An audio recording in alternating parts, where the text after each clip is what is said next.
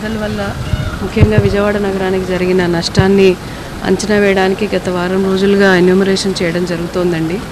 మొదటి level enumeration అయిపోయిన తర్వాత ఈ రోజు నుంచి ఒకసారి ఆ డేటాని మళ్ళీ మండల స్థాయి జిల్లా స్థాయి అధికారులని ప్రతి సచివాలయానికి నియమించి రీవెరిఫికేషన్ చేయడం జరుగుతుంది. అంటే జస్ట్ క్రాస్ చెక్.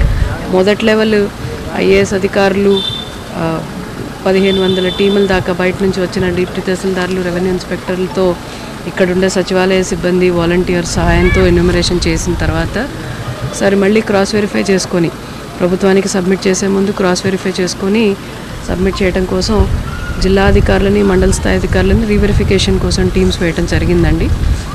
వాటన్నిటిని రీవెరిఫై చేసిన తర్వాత రేపటికి ప్రభుత్వానికి నివేదిక ఇవ్వడం జరుగుతుంది. ముఖ్యంగా నీళ్లు ఎంటర్ అయితే నష్టం జరుగుతుంది కాబట్టి ఇంట్లో 3 అడుగులు 4 అడుగులు నీళ్ళు ఎంటర్ అయితే వాళ్ళందరివి రికార్డ్ చేసుకోవడం.